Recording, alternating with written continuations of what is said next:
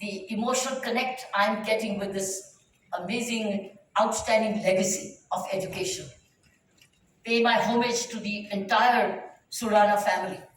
Let's all clap for them and thank them for what they've done. The father, the founder, the sons, and the family members. These are rare people who do it for us. They strive hard for that beyond them.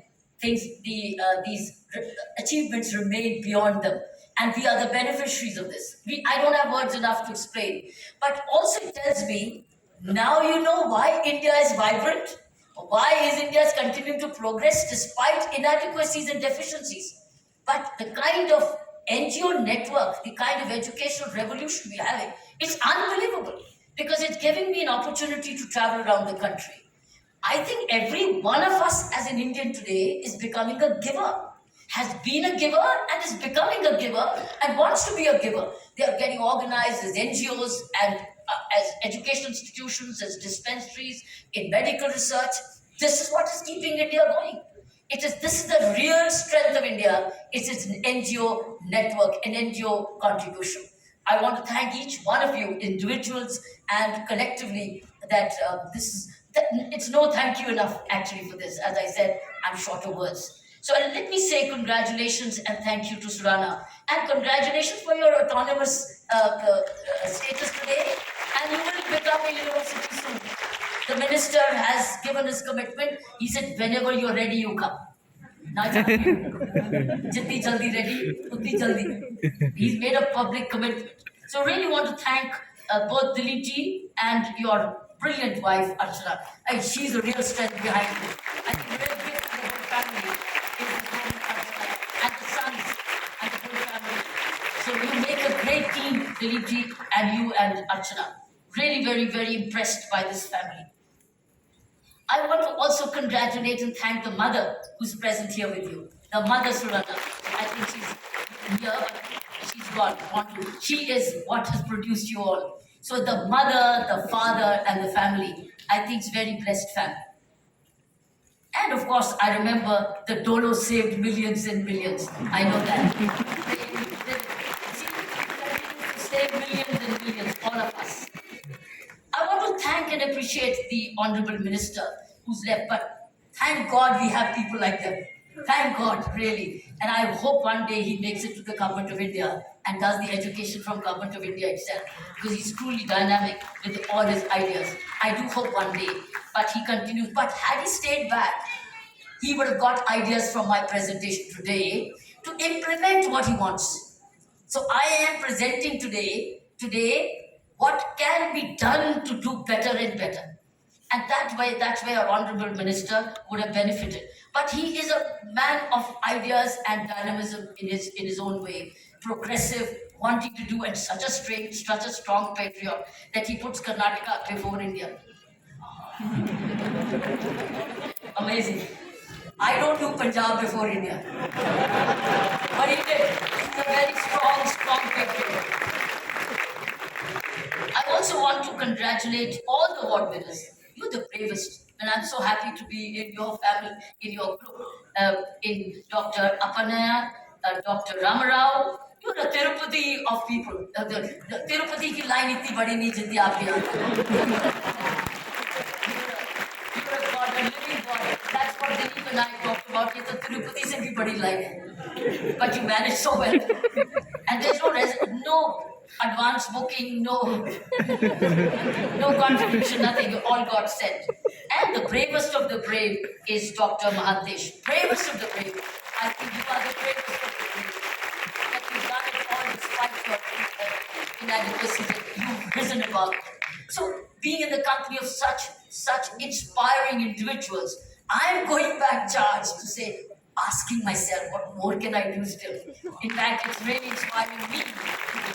I also wish to recognize the presence of my very strong team member, Neetu Sharma. Neetu, can you stand up? She is the pillar of my Navjyoti India Foundation. Young women who dedicate their own lives.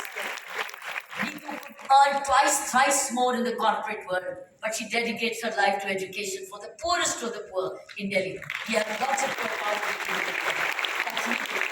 She's the director director of the Love Jyoti India Foundation and runs urban and rural programs. She is absolutely a thinker. In fact, because she has come here today is to establish a long-term MOU relationship between Love Jyoti India Foundation and Surana. So that's today I have with you, before you, when you gave me a award of administrator, I had to do justice to my presentation then. So I designed something for you and for the, as even an academic contribution, because it's come out of my book called Fearless Governance. It is based on 5 years of my work as Lieutenant Governor in Puducherry. And what is it that I had to do? I had to do to turn Puducherry around. When I took over the charge as Lieutenant Governor Puducherry, I found far too many things, and I had only one choice, which was all those things which are wrong in governance and administration. That, should I start complaining? Should I go back to the government of India to say, ye kya diya mujhe? Because there was organized crime, there was mafia, organized land grabbing was huge, health was all dissipated and divided. Officers were not working together. They were all senior officers, but they were never seeing each other. They were never working with each other. Technology was not being used at all. So I had come with a reasonable administrative experience where I corrected these matters. And now I was given a territory and responsibility by nobody other than the Honorable Prime Minister. And he said, when he appointed me, he said one thing, Kiran ji, wahan jaakar paise ka dhyan rakhna. In English, it meant, go there and take care of money. I said, my God, what is wrong there? And what must be going wrong in money? But when I went there, I realized that there was everything wrong with money management. Because money was being diverted not towards infrastructure, but to wrong corners of the places and the bags which were always wanting to be full. So it impacted me. I got onto correction and administration. I have no time to complain, not a single day to complain, and nobody to complain. It's my responsibility now to, what do I do? Now, I'm unfolding before you a model of administration. Now, you may call it the Puducherry model. You may call it the 6P model, which I created these 6 Ps for you. It's an administrative model. It's up to you. But this is what is today.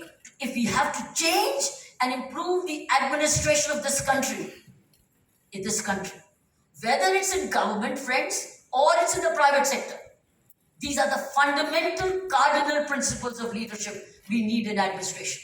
Fundamental 7. You can have 70. But I'm listing out the 7 for you to take home this concept of transformational leadership, which you can call it courageous leadership, you can call it fearless governance.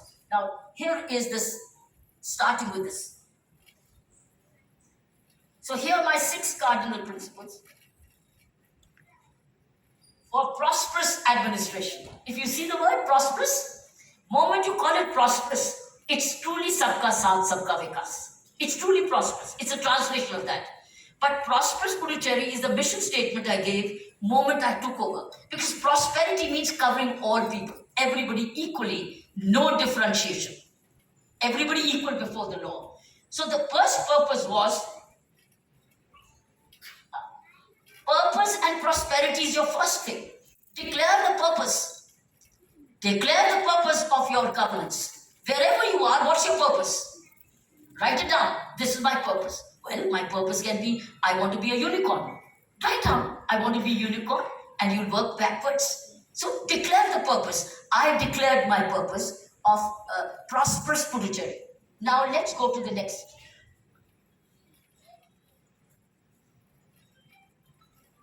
Sound, please. Sound.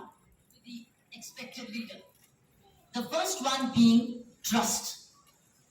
This would mean working with integrity in all forms, financial, administrative, and intentional. The second mantra, my friends, is empowerment. This means enabling and enhancing optimum utilization of resources. while addressing concerns. It also means promoting self-reliance through training, mentoring, and more.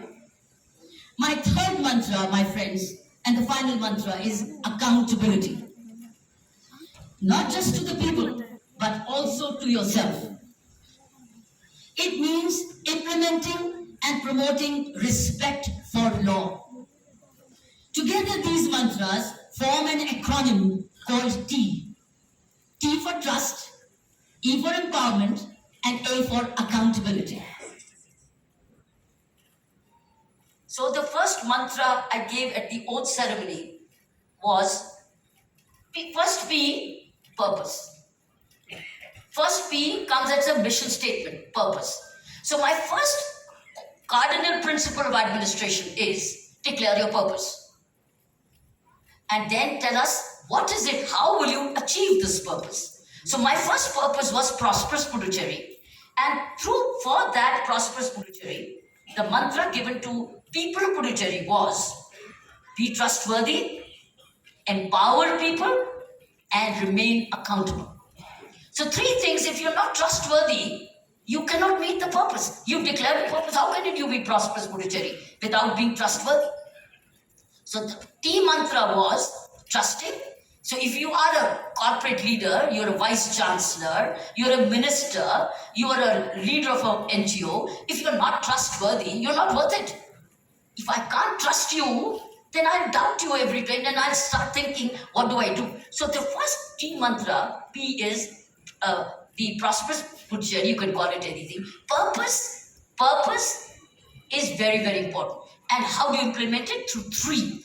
If you disempower people, when you empower people, your team member, you are actually strengthening them and giving them the confidence to deliver. So accountability means all your decisions as leaders, you are accountable. So accountability. Second P is people. Now politicians are here. Where is the bureaucrat? Why should a bureaucrat not also be amongst people? That's what I wanted. Imagine this people, second people is, imagine an education secretary goes to a school every morning. Inspector schools goes every morning. Health secretary goes to a dispensary every morning. Right? Municipal commissioner goes